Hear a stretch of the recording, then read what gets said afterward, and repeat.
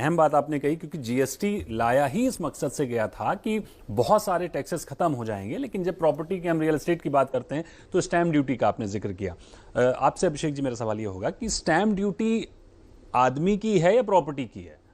अगर प्रॉपर्टी की है तो वो जब जब बिकती है, जब जब कोई नया व्यक्ति खरीदता है, तो एक ही प्रॉपर्टी की 10 बार स्टैम्प ड्यूटी दी जाती है। इसके अलावा हम देखते हैं रजिस्ट्रेशन तो खैर है ही, होना भी चाहिए। क्यों ना ऐसा हो कि आप स्टैम्प ड्यूटी एक बार में और ज्यादा ले लें, लेकिन वो एक बार की ही हो? तो मेरा पहला सवाल तो यही है कि वो आदमी की है या प्रॉपर्टी की है? देखिए, पहले ये इंपॉर्टेंट है कि हम लॉ को समझें। जो स्टैम्प ड्यूटी का इम्प्लीकेशन है वो कॉन्स्टिट्यूशन में स्टेट सब्जेक्ट है, तो वो हर स्टेट में उसके जो इम्प्लीकेशंस होंगे या कैलकुलेशंस होंगी या रेट होगा वो डिफरेंट होगा। जहां तक कि जीएसटी की बात है, जीएसटी काउंसिल डिसाइड करता है और जीएसटी काउंसिल के माध्यम से डिसीजंस लिए जाते हैं। जीएसटी में भी तो स्टेट का हिस्सा होता है। जीएसटी में भी स्टेट का हिस्सा होता है, स्टैम्प ड्यूटी भी दो अलग अलग। सो अब क्या होता है कि किसी भी ट्रांजैक्शन पर, जैसा कि प्रतीक जी ने बताया, उस ट्रांजैक्शन पर स्टैम्प ड्यूटी और जीएसटी का इंप्लीकेशन दोनों हो सकता है। अब रियल एस्टेट सेक्टर में अगर स्टैम्प ड्यूटी किसी चीज पर लग रही है और उस पर जीएसटी भी लगे तो उसका टैक्स इंपैक्ट बहुत ज्यादा बढ़ जाता है। जो कंज्यूमर की आप बात करते हो, कंज्यूमर को एक बहुत बड़ा इनडायरेक्ट टैक्स का बर्डन होता है।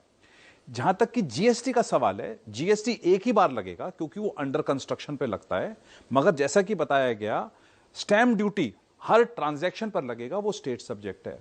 तो आज जो रियल एस्टेट सेक्टर, जो इश्यूज में अगर आप उसे डिवाइड करोगे तो एक तो रेट और क्रेडिट्स का मुद्दा है, और आप जानते ही हैं सफारी के केस में बहुत बड़ा इशू है कि क्रेडिट्स मिलना चाहिए नहीं मिलना चाहिए, रेट्रोस्पेक्टिव अमेंडमेंट, मैं उस पर नहीं जाऊंगा।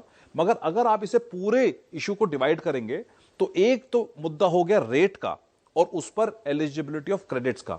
दूसरा मुद्दा यह हो गया जो आपके चैनल के माध्यम से हम गवर्नमेंट तक पहुंचाना चाहते हैं कि जो ऐसे एम्बिगुअस इशू हैं, जो जॉइंट डेवलपमेंट के इशू हैं, जो assignment of lease hold right के इशू हैं, करेक्ट, उन इश्यूज को अगर गवर्नमेंट आज एड्रेस करती है, क्लैरिफिकेशन से करती है। इनफैक्ट अगर आप assignment of lease hold lands की बात करेंगे, उसमें तो इनफैक्ट गवर्नमेंट का सर्कुलर भी है, गवर्नमेंट की एक नोटिफिकेशन भी है, 30 साल से ऊपर के लैंड के लिए नोटिफिकेशन भी है, फिर भी डिस्प्यूट्स होते हैं।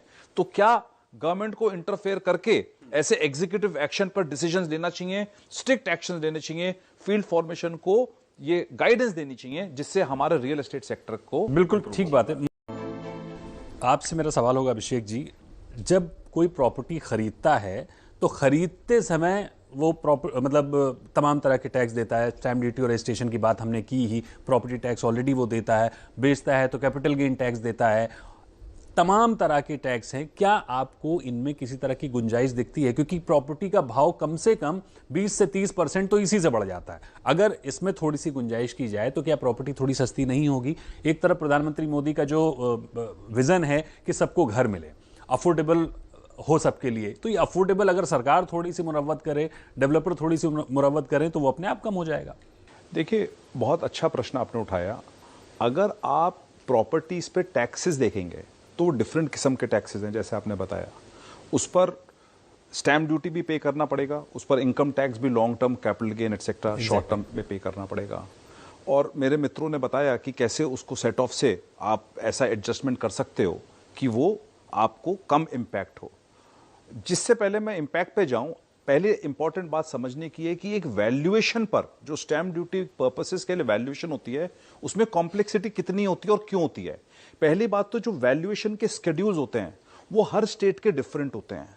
तो हर स्टेट अगर डिफरेंट वैल्यूएशन करेगा तो यूनिफाइड वे नहीं है उसको डिटरमिन करने का कि क्या रेट होगा। विमेन लेगी तो रेट अलग होगा, मैन लेगा तो रेट अलग होगा, ऐसे भी सिचुएशंस हो सकती हैं।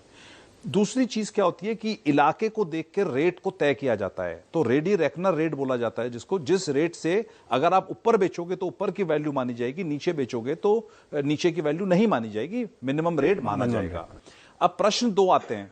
जब आप स्टैम्प ड्यूटी कैलकुलेशन की बात करते हो तो आपने stamp duty already highest rate पे ले ली, जो भी उन दो में से हायर रेट है, और जब आप कैपिटल गेन लगाते हैं तो आप इनकम टैक्स पर्सपेक्टिव से उसकी ट्रांजैक्शन की वैल्यू को देखते हैं, मगर उसको भी बोलते हैं कि ये मिनिमम रेट तक रहेगा। तो बेसिकली आप उस गैप पर भी एक इनकम पे आप टैक्स लगा रहे हैं, लॉन्ग टर्म या शॉर्ट टर्म, जो भी डिपेंडिंग पीरियोडिसिटी के हिसाब से है। तो उसी ट्रांजैक्शन पर जो कि एक सेल ट्रांजैक्शन है, उस पर आपने दोनों टैक्सेस एक तरह से दिए, और क्योंकि ये सब्सिक्वेंट ट्रांजैक्शन है तो इसमें जीएसटी तो नहीं होगा मगर स्टैंप ड्यूटी होगा। स्टैंप ड्यूटी जब होगा और इनकम टैक्स का भी बर्डन होगा, तो उस समय कोई ऐसे रिबेट के ऑप्शंस गवर्नमेंट को निकालने चाहिए।